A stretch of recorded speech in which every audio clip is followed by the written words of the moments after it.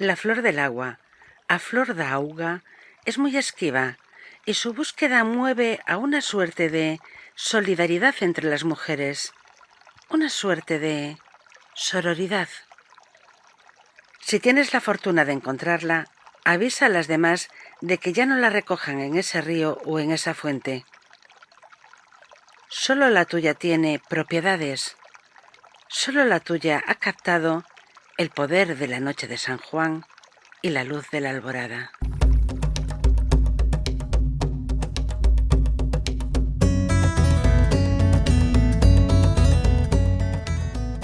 Ana Pastor y Rosé Carrera presentan La Flor del Agua, un podcast de conversas y a lo loco en colaboración con el balneario de Mondariz. Capítulo 4. Juego de pelotas.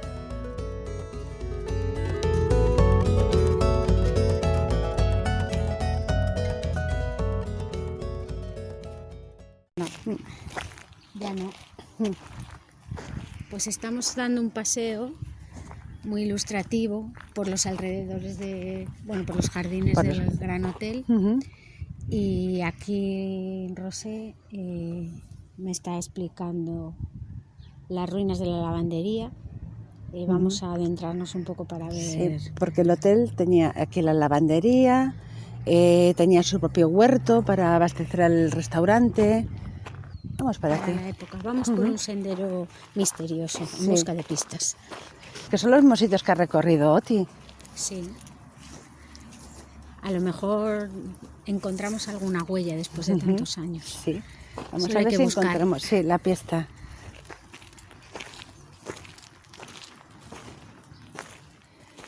Tú imagínate, en el siglo XIX, principios del XX, la cantidad de gente que se tenía que alojar aquí para que hubiese esta cacho, lavandería, Sí. donde salían todos los días kilos y kilos de sábanas recién planchadas, limpitas. Y sin lavadoras. Y sin lavadoras. O sea que... Mira la chimenea. La chimenea calentaba está ahí. prácticamente intacta. Sí. Es una preciosidad. Yo creo que dentro de la chimenea hay algo. ¿Tú crees? Veo algo. A ver, acércate. Pero no me empujes. No. Oh, fíjate. Te lo dije. Ostras, sabes que acaba una persona, ¿eh? Pues no había nada al final. Falsa alarma. Falsa alarma. La pista no estaba ahí. Vamos a seguir por los jardines. Salimos por la puerta de atrás. Uh-huh. Enfrente tenemos el invernadero. Sí. Bueno, aquí te puedes perder. Si te lo propones. Si queréis perderos un tiempo, veniros por aquí. A veces viene bien perderse. Sí. Mira, aquí una pequeña presa. Mejor no la cruzamos, no vaya a ser. Es que no me dan las piernas para cruzar. Ya.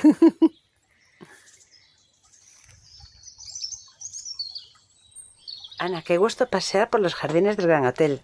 Estamos aquí porque nos ha traído la última pista aportada por la responsable De los tratamientos que hay, tanto de belleza como de salud, de estar en las bañeras. Y ¡Qué maravilla! Y después de nuestras desventuras, primero en el desván, este relajante y reparador paso por el Palacio del Agua, pese a los pequeños desajustes que siempre tenemos, y la zona de masajes, qué mejor que un paseo en este idílico rincón. Son jardines que hoy son de visita obligada. Además están abiertos al público, que puede disfrutar de su vasito de agua en la fuente de Gándara y después recorrer la vereda y el bosque y pasar por encima del riachuelo de Valdecide, porque aquí todo es agua, Ana. Escucha. Sí. Pero claro, aquí hemos venido para algo. Sí. Y tú lo sabes. A buscar pistas. ¿Y dónde mejor que en un agujero de un árbol? Y como siempre, fuchicando en todo. En todo. Porque claro, en la hierba no puede ser. Pues yo ahí no meto la mano, ¿eh? Pues la meto yo.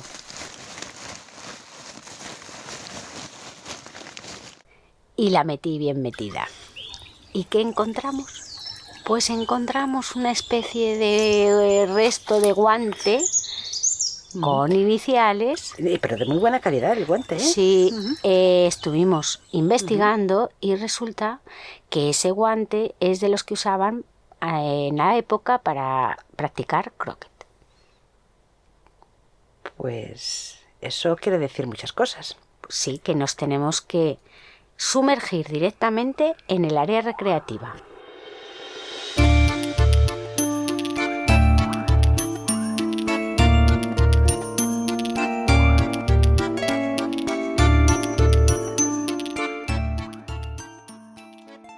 Yo, Ana Pastor, me puedo imaginar aquí a Otilia Casanova recorriendo este mismo lugar hace un siglo, disfrutando de la vida social, participando de las tertulias con otros intelectuales y con otras intelectuales de la época, aunque cuesta encontrarlas, como ya hemos dicho anteriormente en otro episodio de este podcast, y me la imagino observando y poniendo bien la oreja a cuanto se decía en los cenáculos intelectuales y políticos, porque aquí se habló mucho de cosas intelectuales, de novela, escritura, de esto, pero también se conspiró mucho y se habló mucho de política. Qué emocionante, la conspiración. La conspiración. Porque aquí lo mismo, al mismo tiempo que se reunía lo más granado del nacionalismo gallego, del que ya habrá tiempo para hablar, si es que nos dignamos hacerlo, no por el galleguismo, sino porque nos aburre mucho estos intelectuales machos alfa, porque fíjate lo que encontré. Encontré que los citaban en la temporada en la revista, la temporada de Mondariz, la temporada en Mondariz, publicado el 5 de septiembre de 1920 con motivo de una reunión que había de la Real Academia Galega, que mencionaba a todos estos intelectuales como figuras gallardas y viriles. En fin. ¿Dónde estarán las gafas lila? Las pierde una intentando rebuscar. O se las sin quitan éxito. así sin que te des cuenta. Pues como te decía Ana, al mismo tiempo que aquí se reunía lo más granado del nacionalismo gallego, también lo hacían los militares y los políticos en torno al dictador Miguel Primo de Rivera. El general precisamente estuvo aquí en la Villa Termal en 1929, la misma fecha en que Otilia firma el diario que está en nuestra posesión y que luego donaremos a alguna biblioteca Si nos lo piden. a los investigadores para que lo estudien.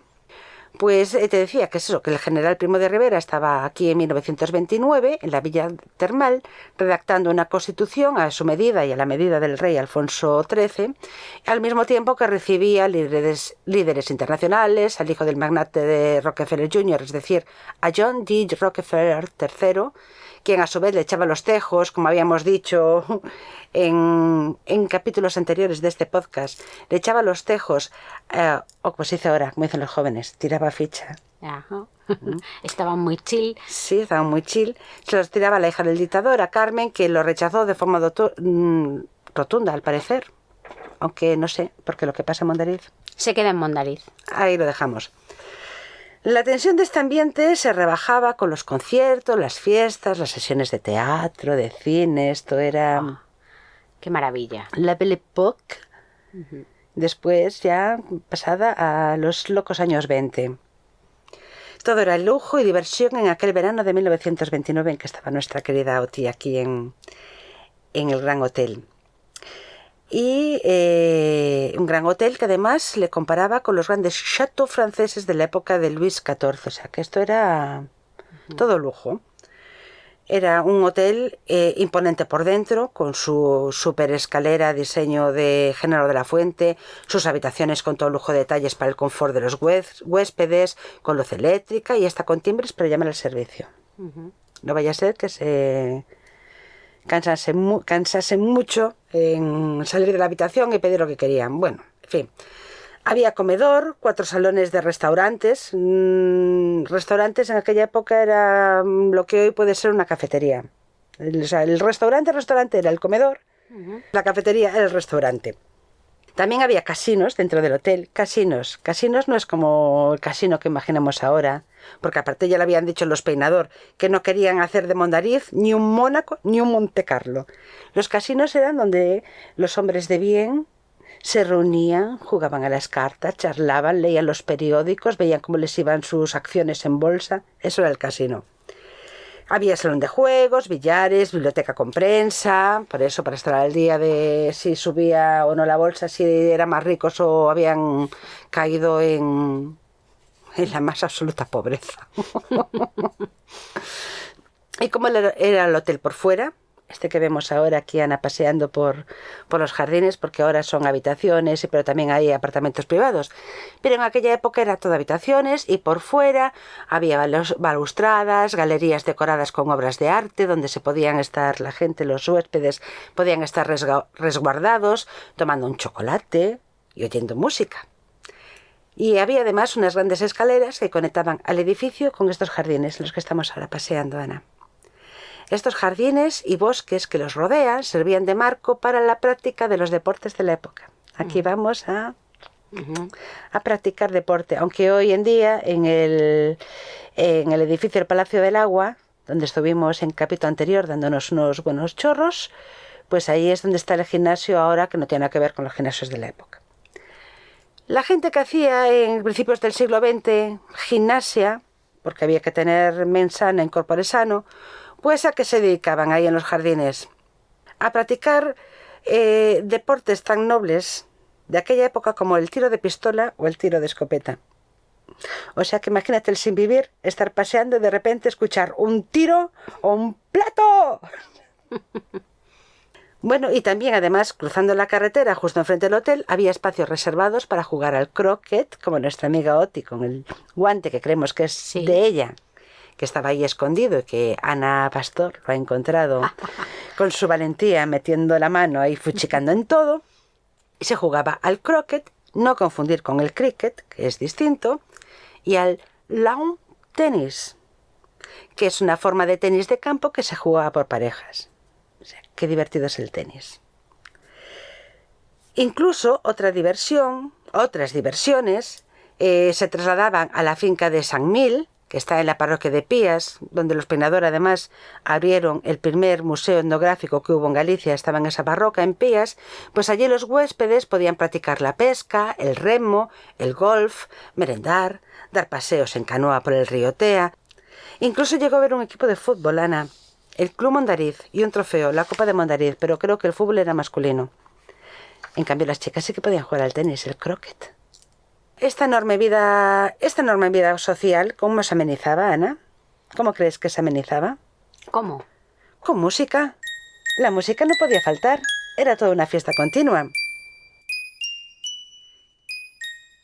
En 1915, con la colaboración del pianista y director, porque había un cuarteto en el balneario, un cuarteto de música, que lo dirigía José Ibarra. Bueno, en colaboración con este pianista y director, pues se creó otra banda de música, que era la banda Chanda Gándara, formado por 35 obreros y niños de establecimiento, un coro, el coro Agaremos da Terra, y un grupo de gaiteros compuesto por personal empleado en el establecimiento también. O sea que se fomentaba la música, había muchas agrupaciones musicales. Y aquí, Ana, te quiero hablar de una mujer. A ver, por fin. Por fin. Por fin. La mujer no solo se dedicaba a jugar al tenis o a escribir lánguidos poemas, sino que también tuvo un papel importante en la música. Y en este caso yo, aunque es difícil encontrar nombres de mujeres relacionadas con la historia intelectual y en otras ramas, hablábamos antes de la política, en que se hubiesen desarrollado ahí, que hubiesen estado en el balneario de Mondariz, teniendo un papel importante. Bueno, seguro que lo tuvieron, pero que, como la historia lo han escrito sin nuestras gafas lilas, lo han escrito los varones, pues no figuran. Yo te quiero hablar de Francisca González Garrido, Fanny Garrido, más conocida como Fanny Garrido. No sé si estuvo en el balneario de Mondariz, lo reconozco, pero me imagino que sí, porque escribió un poema llamado Mondariz. Entonces, ¿para qué lo escribes si no está allí? No, seguramente que sí. ¿Para qué lo vas a escribir si no has ido? ¿No? Bueno, pues Fanny Garrido era esposa y colaboradora del músico Marcial de Adaliz, que es una figura fundamental en la música, ligado al movimiento del Rexurdimento aquí en Galicia. Y aquí en Emilia Pardo Bazán citan algunos de sus artículos. Pero no voy a hablar de Marcial, voy a hablar de Fanny. Porque su obra, que escribió varias novelas, poesías, su obra fue musicada precisamente por su primer marido, porque este hombre luego falleció y ya se volvió a casar, por su primer marido, Marcial de Adalid, y por eso nos ha llegado también como compositora activa, como activa colaboradora de su marido, o sea, no era una musa, ella colaboraba con él, y él musicaba, le ponía música a los poemas de Fanny. Fanny era una mujer bellísima, cultísima. Incluso llegó a seducir, lo pongo así, deditos de comillas, a la propia reina Isabel II, que la vio un día y dijo: oye, Fanny, paró su carroza, real carroza, o su calesa, o como se llame, al verla a la mujer por la calle y decir: bueno, qué belleza, yo a esta mujer la quiero como madrina de mi boda. Y así que fue. Bueno, que no era una mujer del pueblo llano, esta mujer se vivió en un pazo, del que tomó precisamente el seudónimo con el que firmaba sus obras. Ella firmaba como Eulalia de Lians, que era en honor al Pazo de Lóngara, que estaba en el pueblo de Lians, que está en la provincia de La Coruña. Esta mujer, Fanny Garrido, vivió entre 1846 y 1917. Colaboró con varias publicaciones. Escribió su primera novela de corte autobiográfico, que se llamaba Escaramuzas, en 1885. Luego le siguió otras novelas, artículos en revistas, y destacó por sus traducciones del alemán, de autores como Heine y especialmente de Goethe, que marcaron estas traducciones un hito en la literatura gallega. Y además, Ana Pastor, Fanny Garrido fue correspondiente de la Real Academia Galega. Probablemente entró en 1906. Y ya sabéis, chicas, que la Real Academia no admitió a mujeres académicas de número hasta el año 1945. O sea, hasta ese año en que nombraron académica de número a Francisca Herrero Garrido, hasta ese año las mujeres que habían entrado en la Academia lo hacían como correspondientes. Salvo el caso de Emilia Pardo Bazán, que a la Academia no le quedó más remedio que admitirla, pero eso sí, como miembro de honor, no como académica de número, para reconocerle todo el trabajo que había realizado a través de la Sociedad de Folk-Lore, o sea, Sociedad de Folklore, que lo creó Emilia Pardo Bazán y que supo en esa sociedad reunirse de muchísimas mujeres. Esa sociedad la creó en 1883, precisamente en su casa palacete de Rúa de Tabernas, que hoy en día es la sede de la Real Academia Galega. Y hay muchas mujeres más. En el caso de Fanny, el tema de Mondariz lo encontramos en su obra Cantares Viejos y Nuevos. Uh-huh. Y te invito a que cualquier día busques por ahí alguna grabación y escuches el tema. Pues sí. Pero vamos a ver lo que nos dice Otilia sobre las fiestas de la época. ¿Cómo podría haber reflejado ella esa época de tan del Gran Gatsby? A ver si nos cuenta algún chisme. En su diario. Vamos a ver.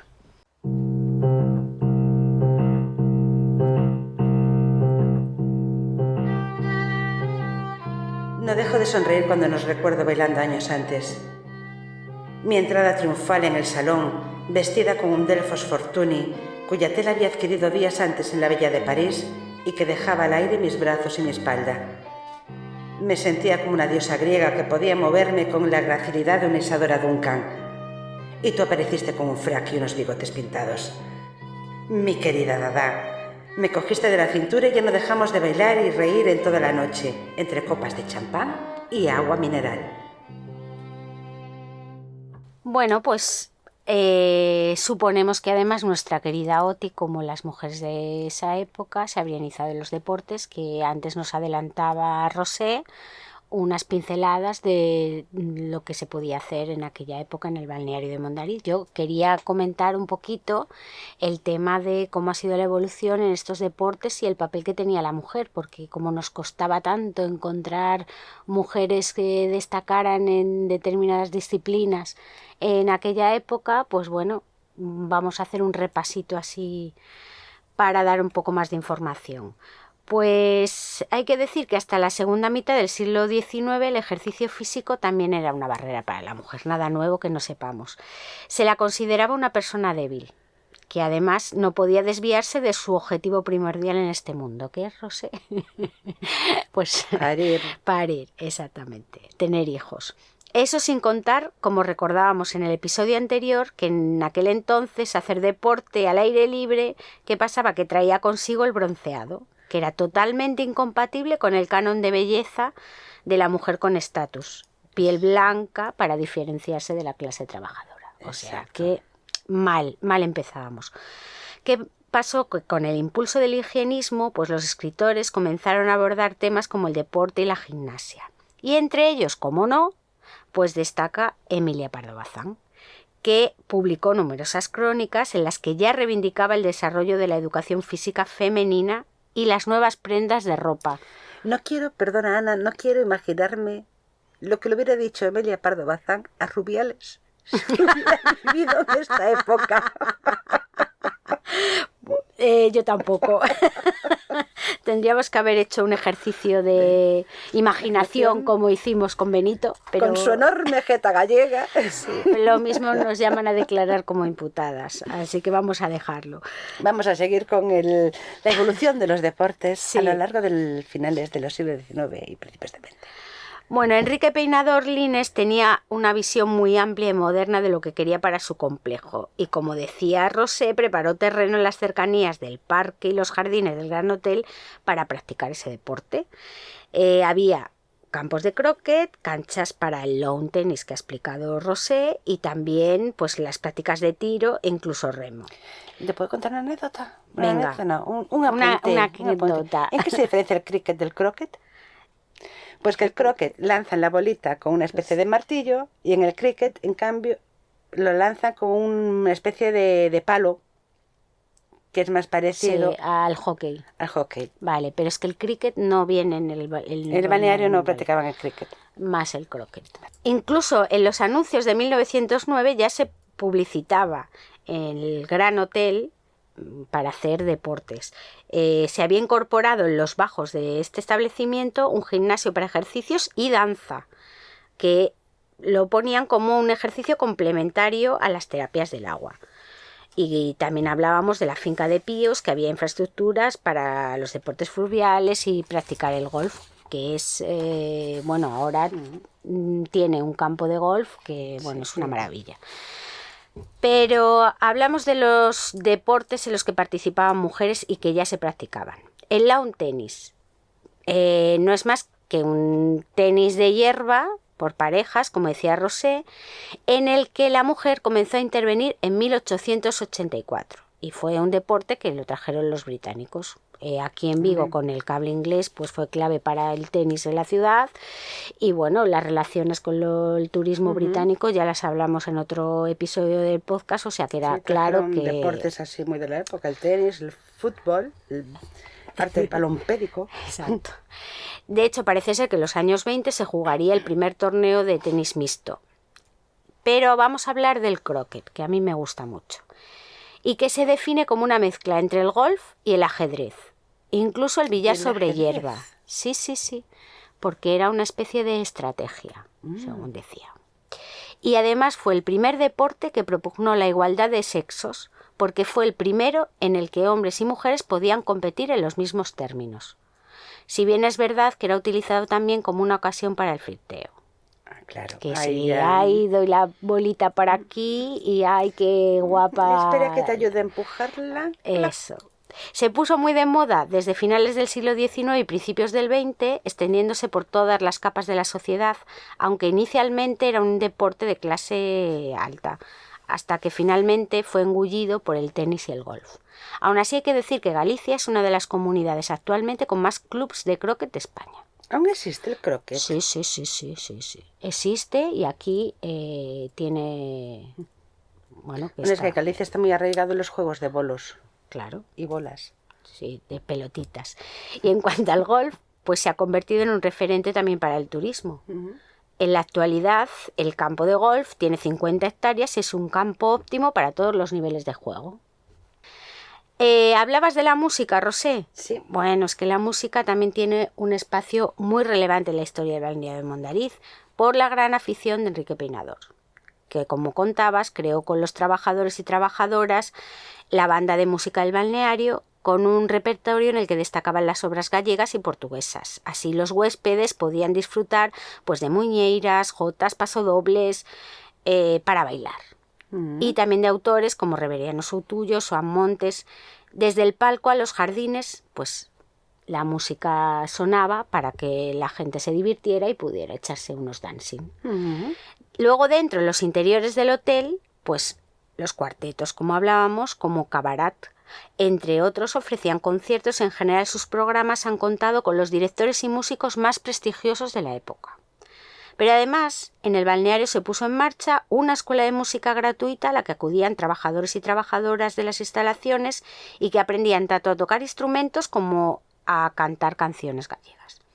El coro del que hacías mención, el coro centenario Agarimos da Terra, que fue recuperado en 2021, por cierto. Gaiteros de Carregal o Airiños do Tea, que sería el sucesor de Agarimos da Terra, e incluso se llegó a celebrar el certamen de coros gallegos en 1919. Bueno, esto es más o menos la música. Pero hay otro vértice del triángulo. ¿Hay más atracciones? Sí, para hay bastantes más, pero vamos a resumirlas porque si no esto sería un escándalo. No podíamos olvidar la relación del balneario de Mondariz con el cine. La trasera del Gran Hotel estrenó proyecciones con Charles Chaplin en junio de 1916, en un espacio que también se dedicaba al teatro y por el que pasaron zarzuelas y compañías muy prestigiosas, como el Terceto España, que interpretó popurrís de obras regionales, y el prestidigitador Gran Desnanfer, que fue todo un boom. El Houdini de la época. Sí, algo así. Bueno, fue... Fama local. Fama.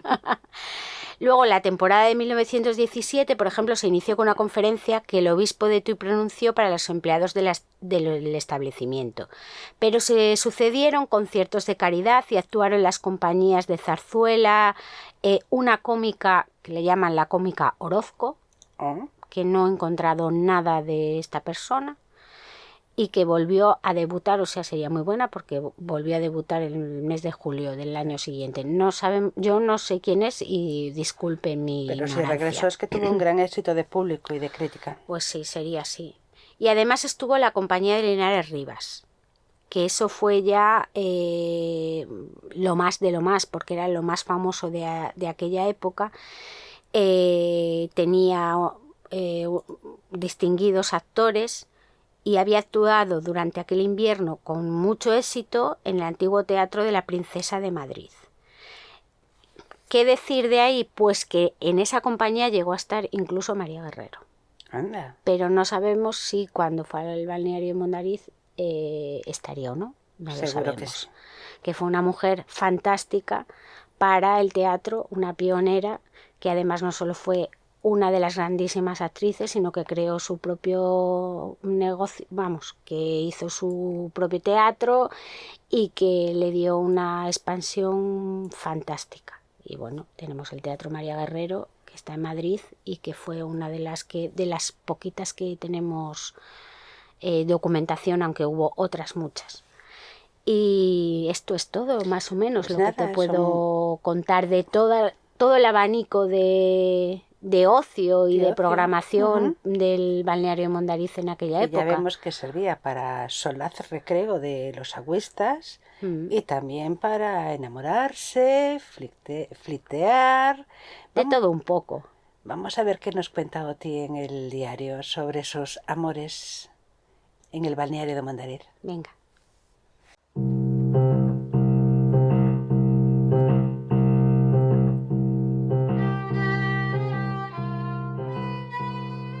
Triste destino, querida mía, de la que espera el amado, a la amada, y nosotras nos amamos tanto, te volveré a buscar en el balneario de Mondariz, en sus rincones ocultos donde nuestras confidencias aún resuenan llevando la nostalgia a mi espíritu, bajo los arcos de la capilla de Castellans, como antiguas monjas benedictinas dedicadas a la contemplación de nuestros corazones.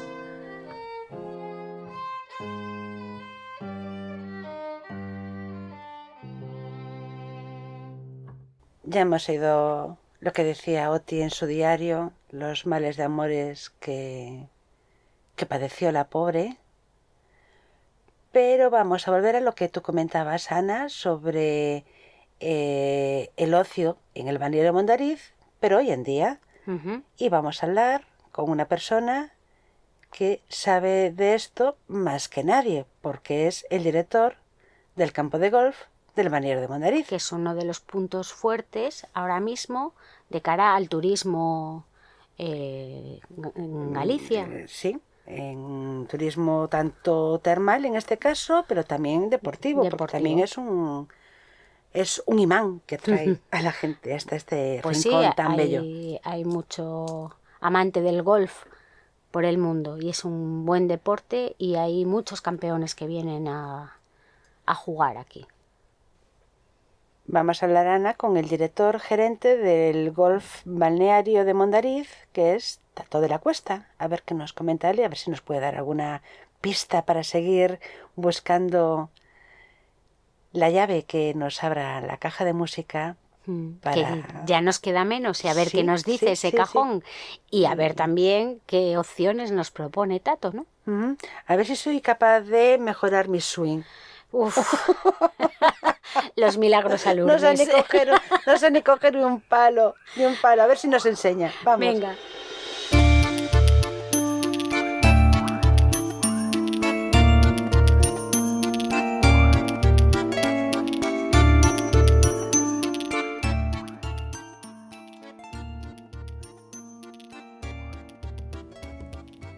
Tato de la Cuesta, ¿cuál es el origen del campo de golf del balneario de Mondariz?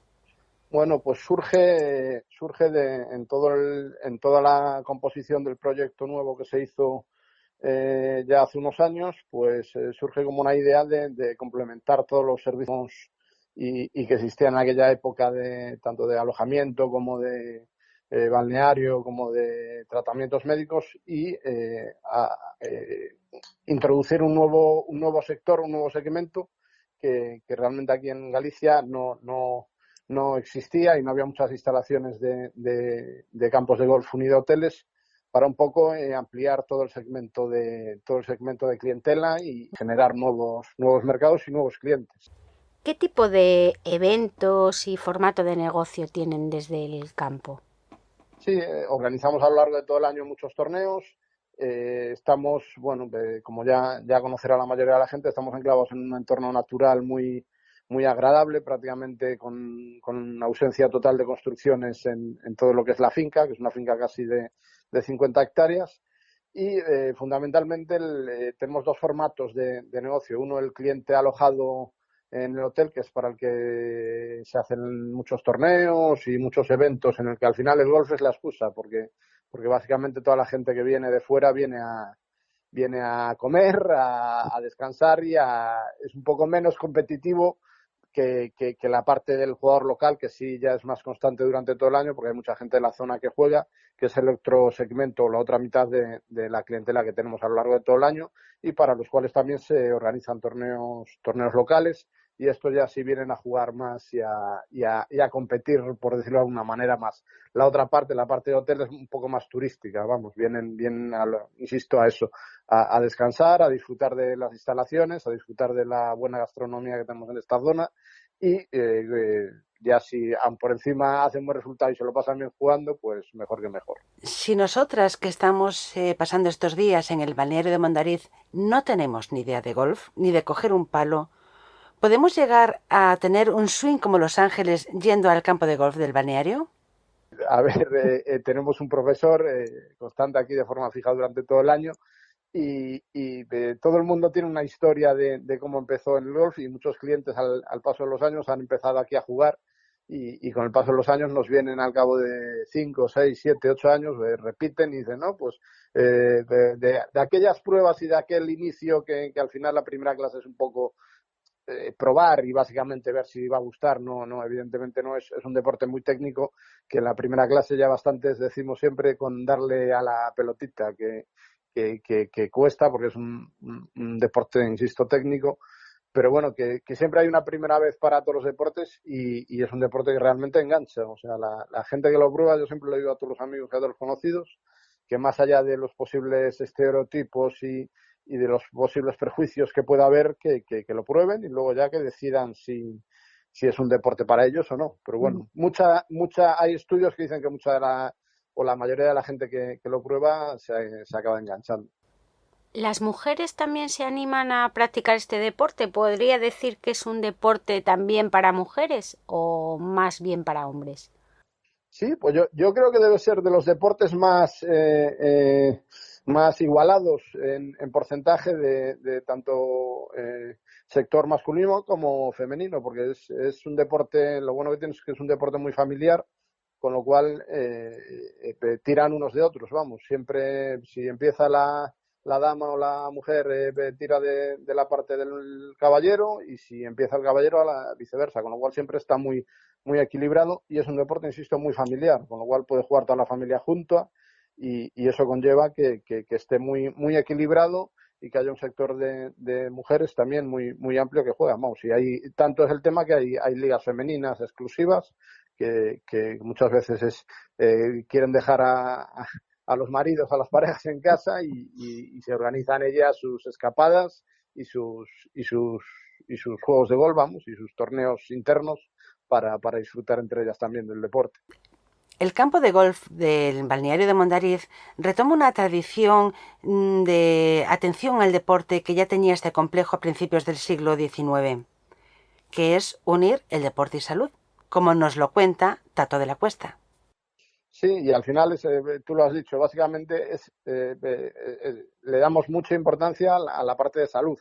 Y el deporte al final es salud y el golf, en contra de lo que pudiera parecer, es un deporte que evidentemente va a tener, no tiene tanto impacto físico como pudieran tener otros directos como el tenis o el fútbol o otros deportes, pero tiene una serie de beneficios cardiovasculares, psíquicos incluso. Aquí hay mucha gente que llegada a una cierta edad nos dice, pues, que nosotros nos veíamos en casa sin hacer nada y esto ha sido como una tabla de salvación de la parte física, porque al final no dejas de caminar en cada recorrido unos 9 kilómetros, como de la parte psíquica, que yo creo que es incluso más importante, porque y más después de la pandemia, el poder disfrutar de este deporte al aire libre, en un entorno de calma y de tranquilidad, pues repercute en efectos muy positivos y, como bien decías, encaja perfectamente en toda la parte de salud termal y de salud del balneario.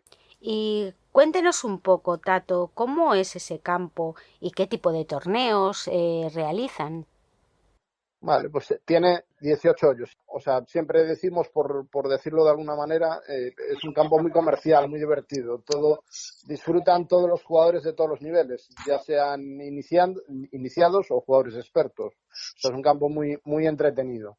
Y en lo que me decías de los torneos, bueno, a lo largo de todos estos años, pues hemos tenido multitud de torneos. Hemos tenido la suerte pues en los breves años de vida que tiene el campo, de haber disputado ya 5 campeonatos de España en diferentes categorías. Y luego un poco a lo largo de los años, bueno, o del año es lo que os comentaba antes, que hacemos tanto torneos con mucho nombre de gente alojada como torneos de locales con patrocinadores locales y de la zona.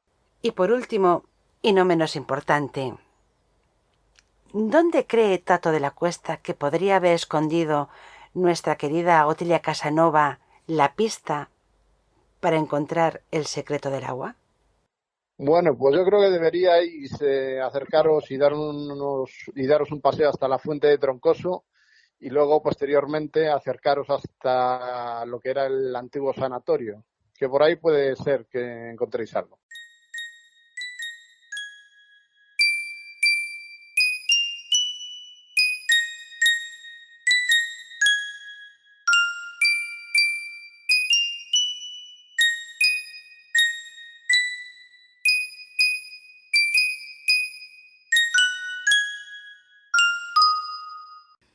Ya hemos oído a Tato de la Cuesta sobre el lugar donde podría estar la siguiente pista. Y ahora vamos a ir directamente hacia allá, que yo creo, Rosé, que nos queda muy poquito. Sí, nos queda muy poco, pero antes vamos a echarnos ahí una partidita de golf, a ver si conseguimos al menos darle a la bola. A ver si es verdad lo que dice Tato. A ver. ¡Ay! Fallé. Me he llevado medio campo de hierba. No, lo que te has llevado es... te has dejado ahí la cadera. Ahora tendrás que ir a manos de Lucía. Bueno, vamos a seguir buscando. Voy a reponerme y a seguir buscando. Venga.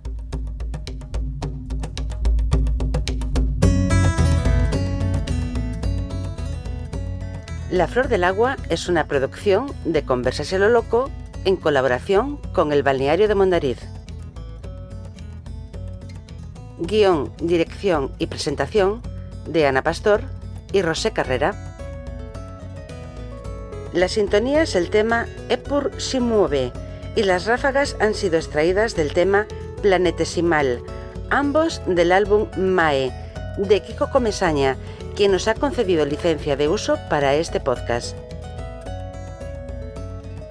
Los sonidos de la caja de música y del tema al piano y al violín son una interpretación de Ana Pastor y Lucas Villar sobre una partitura de la canción Ausencia, de Eugenia Osterberger, partitura que se encuentra depositada en la Real Academia Galega.